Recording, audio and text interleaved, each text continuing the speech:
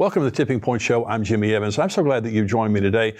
I have a very special guest with me today. We're going to be talking about current events in Israel. He is a correspondent over there, a journalist, and he is right in the middle of everything that's happening. We're going to be talking about some of the really very important things that are happening right now in the nation of Israel.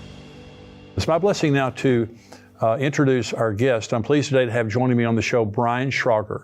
He has worked as a journalist in Israel since 2014, serving for 2 years as the head of the news division for Bridges for Peace, and until 2021 is the bureau chief for USA Radio Network.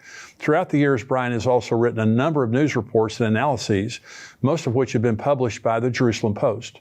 Today, he continues to work as a freelance journalist covering a range of topics, from exposés of Palestinian Christian anti-Semitism to regional analyses and unique Israel topics of interest to both Jewish and Christian readers.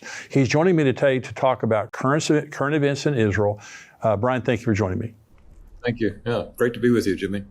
So you're there. Are you in Jerusalem right now? I'm actually in Bethlehem right now. I live in Jerusalem, but I keep a place in Bethlehem. Oh, that's great. Well, thank you for joining me. You know, there's so much going on over there, Brian, and of course, you've been a journalist over there for quite a while, and you know, you've seen all these things progress. Now, what's going on in Israel's government that you've had 38 weeks of protest? What's going on? What's the dynamic of, is it left versus right? What's happening? It gets framed that way a lot, and in fact, people here are even starting to frame it as a left-right kind of issue. I think it's more accurate to frame it as a religious or observantly religious versus non-religious view, religious versus secular, if you will. There are conservative, secular people in the United States, and there are many conservative, secular people in Israel as well. The major concern here is that when Netanyahu formed his government about 8 months ago, I think it was, he had to do so by building an alliance with four very, very conservative, here they're considered very ultra right-wing parties. Two of them are religious in terms of explicitly they're what they're called Haredim, ultra-Orthodox, and the other two are more politically oriented in terms of being pro-Zionist, and you know, we're going to take back the land, we'll do whatever it takes to get it. These are groups that have never been in power before. In every other coalition that Netanyahu has had in past governments, he always had a center or more liberal, non-religious party that was part of his coalition. In those cases, he could tell people that were on the religious side of things that I can't, because if I do that, you know, I'm going to lose my coalition. He doesn't have that card to play anymore.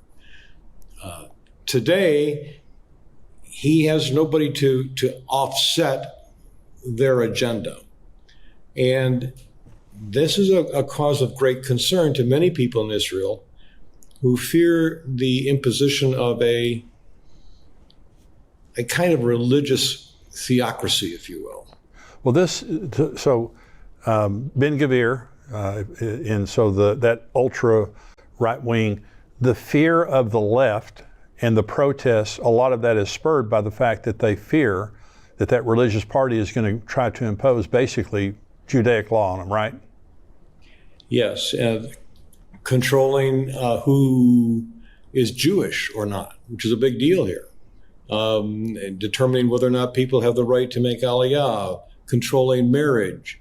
It basically would take the fears that the government would become not a liberal democracy. Right. Yeah. I would have the same fear. I mean, you know, I don't know if I would, you know, go out and do what these people are doing for 38 weeks.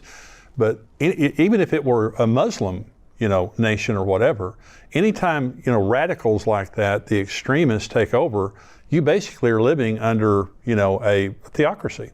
And that's a scary thing for a lot of people. So what do you think, Brian? What do you think that Netanyahu accomplished on his trip to the UN last week?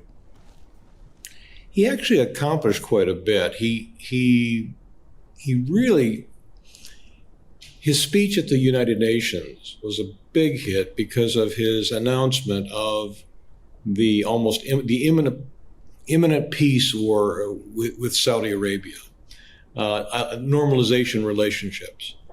And with that announcement, he's saying he can bring in other neighboring Arab nations, and instead of the old dynamic where there was war and constant fear of conflict, that now they can work together for peace and prosperity. The old paradigm was that in order for there to be normalization with Arab states, there first had to be a solution to the so-called Palestinian problem. And what he's done is he's reversed that dynamic, and he is saying, no, we can have normalization first, and then we can address that problem. And so the Palestinian issue does not have to be solved before we have normalization. It still needs to be addressed, but it can be addressed after. And that appears to be the direction in which negotiations are going. Does the average Jewish person accept that they would give up East Jerusalem or give up the West Bank, or go on? No, they don't.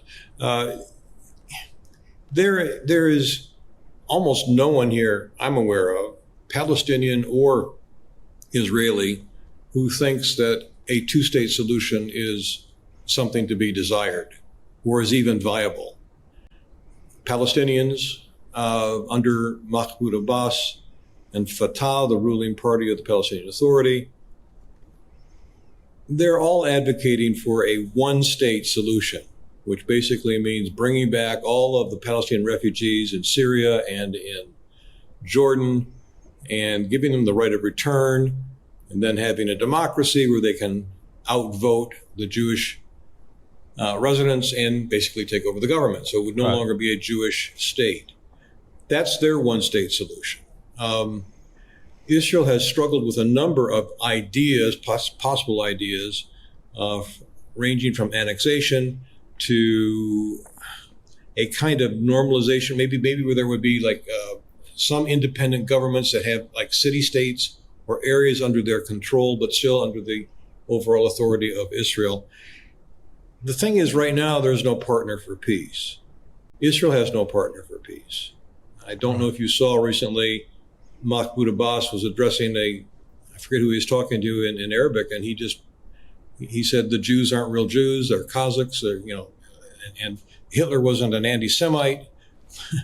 He was upset because there were Jews that had economic issues. I mean, this is the man supposedly we're negotiating with, but it's not going. You can't negotiate with that. And so one thing Netanyahu made clear when he spoke at the UN is that these issues need to be addressed in order for there to be a realistic peace. The Palestinian government or various entities need to accept that Israel is here to stay. They need to accept it as a Jewish state, and they need to stop paying terrorists a retirement income for life when they murder Israelis. My new book, End Times Answers, is out. It was released last week, 100 real questions from real people, and these are the questions from subscribers that I've answered over the years. Now, we broke these down into categories, and so let me just tell you what some of the categories are. Questions about preparing for Jesus' return. There's 25 questions about how we prepare for Jesus' return. Families and children.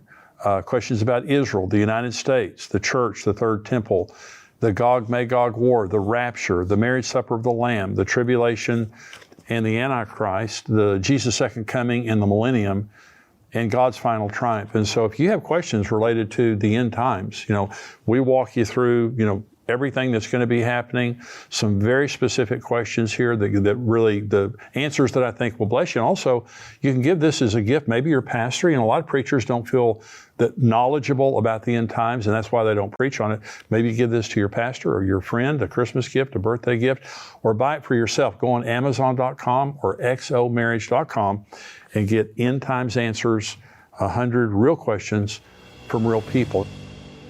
It's Israel's enemies, and of course Israel's surrounded by enemies, Hamas, Hezbollah, Islamic Jihad, of course Iran there on the northern border, Russia there on the northern border.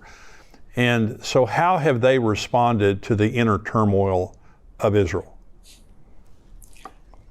They see it as an opportunity. They see weakness, and so they have been poking at the perimeter of Israel. There have been incursions over the border in Lebanon, where they've stepped over the border and set up a tent, where they've crossed over, where they've sent over drones. There have been incursions across the border just to test it, to see how the response is. There's a lot of rhetoric. If you look at Iranian press or Hezbollah press, you'll see them delighting in what they see as Israel falling apart. Ibrahim Raisi, the grand poobah of Iran, is regularly celebrating what he sees as Israel falling apart from within. So do you feel, the Gog and Magog war of the Bible is Russia, Iran, Turkey, all of those nations like that. As an Israeli living in Israel, do you feel a threat from Hamas, the proxies of Iran, Hamas, Hezbollah, all that? Do you feel a threat from them? Do you think that that's a real threat, or there's an imminent threat of war there in Israel? Yes, but there always is. It's kind of the norm here. Yeah, that's right. Yeah. So Israelis live with this and have lived with this for 75 years.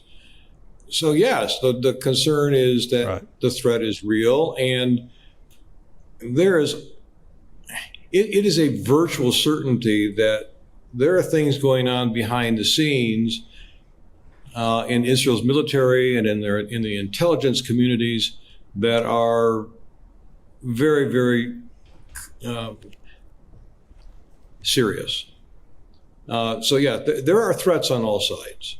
And the biggest threat right now is Iran, not only acting on its own, perhaps not so much attacking Israel directly, but through its proxies, launching an attack from the north, Hezbollah, even through Syria, there could be incursions, and even from Jordan, although Jordan is generally a friendly state.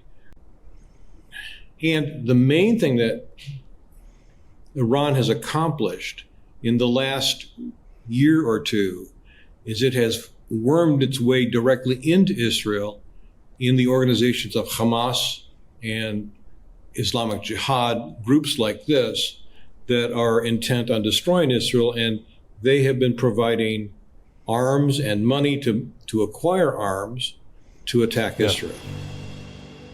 Thanks for watching. If you aren't a subscriber to this channel, please subscribe today and share with anyone you think needs to hear this conversation. To see the full episode, head to endtimes.com, where we post weekly shows and articles from people like myself, Dr. Mark Hitchcock,